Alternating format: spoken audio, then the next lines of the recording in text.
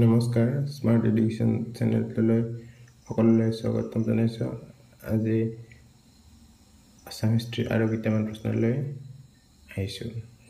ইয়াৰ প্ৰথম প্ৰশ্নটো হ'ল who was the chief president of the Swaraj party in Assam? অসমৰ স্বৰাজ দলৰ মুখ্য সভাপতি কোন আছিল? লীলাধৰ বৰুৱা, মাণিক চন্দ্ৰ বৰুৱা, চন্দ্ৰধৰ বৰুৱা, তৰুণৰাম ফুকন। ইয়াৰে শুদ্ধ উত্তৰটো হ'ল তৰুণৰাম ফুকন। তৰুণৰাম ফুকন এজন অসমৰ বিশিষ্ট নেতা আছিল আৰু তেওঁ দেশভক্ত নামেৰে জনপ্ৰিয় আছিল। Which one is the only Assamese who represented India in the Round Table Conference held in London in 1930? 1930 চনত লণ্ডনত অনুষ্ঠিত ৰাউণ্ড টেবুল সন্মিলনত ভাৰতক প্ৰতিনিধিত্ব কৰা একমাত্ৰ অসমীয়া কোনজন? তৰুণৰাম ফুকন, গোপীনাথ বৰদলৈ, কৃষ্ণনাথ শৰ্মা, চন্দ্ৰধৰ বৰুৱা। ৰাউণ্ড টেবুলত প্ৰথম সন্মিলন হৈছিল 1930 চনত, ৰাউণ্ড টেবুল দ্বিতীয় সন্মিলন হৈছিল 1931 চনত আৰু ৰাউণ্ড টেবুল তৃতীয় সন্মিলন আছিল 1932 চনত। দ্বিতীয় ৰাউণ্ড টেবুলত কংগ্ৰেছৰ গান্ধীজী যোগদান কৰিছিল আৰু তিনিওখন ৰাউণ্ড টেবুল সন্মিলনত ডক্টৰ বি.আৰ. আম্বেদকাৰ আৰু তেজ বাহাদুৰ চাপ্ৰু উপস্থিত আছিল। আৰু অসমৰ হৈ একমাত্ৰ প্ৰতিনিধিত্ব কৰা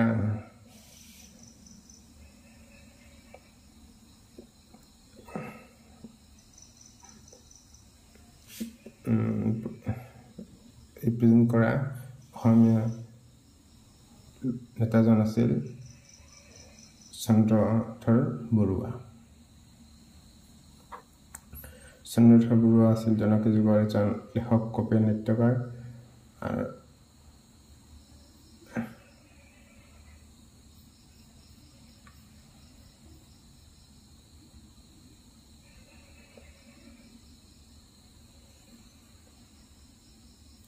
আৰু 1918 চনৰ কলপাৰত অনুষ্ঠিত অসম সাহিত্য অকাডেমীৰ দ্বিতীয় সভাপতি আছিল আৰু 1930 চনত লণ্ডনত অনুষ্ঠিত ৰাউণ্ড টেবুল কনফাৰেন্সত তেওঁ ভাৰতক প্ৰতিনিধিত্ব কৰিছিল। এইবাৰ তৃতীয় প্ৰশ্নটো লৈ আহিছোঁ। The first Assamese magazine Arunodoi was published in the year? কোন চনত প্ৰথমখন অসমীয়া আলোচনী অৰুণোদয় প্ৰকাশিত পায়? ইয়াৰ শুদ্ধ উত্তৰটো হ'ল 1846। অৰুণোদয় আছিল প্ৰথমখন অসমীয়া আলোচনী যাক শিৱসাগৰৰ বেপ্টিষ্ট মিছনাৰী প্ৰেছৰ দ্বাৰা মুদ্ৰণ কৰা হৈছিল আৰু ইয়াক প্ৰথমবাৰৰ বাবে 1846 চনৰ জানুৱাৰীত প্ৰকাশ কৰা হৈছিল আৰু আলোচনীখনৰ বাবে টেগলাইনটো আছিল অৰুণোদয় মাহেকীয়া কাকত ধৰ্ম, বিজ্ঞান আৰু সাধাৰণ বুদ্ধিমত্তাৰ প্ৰতি সমৰ্পিত। 4 নম্বৰ প্ৰশ্নলৈ আহিছোঁ। Which one of the following sites are linked in the sipahi mutiny? নিম্নলিখিত কোনটো স্থান চিপাহী বিদ্ৰোহৰ সৈতে সম্পৰ্কিত? Surya Pahar, Northbrook Gate, Malegarh ruins, Madan Kamdev. ইয়াৰ শুদ্ধ উত্তৰটো হ'ল নৰ্থব্ৰুক গেট।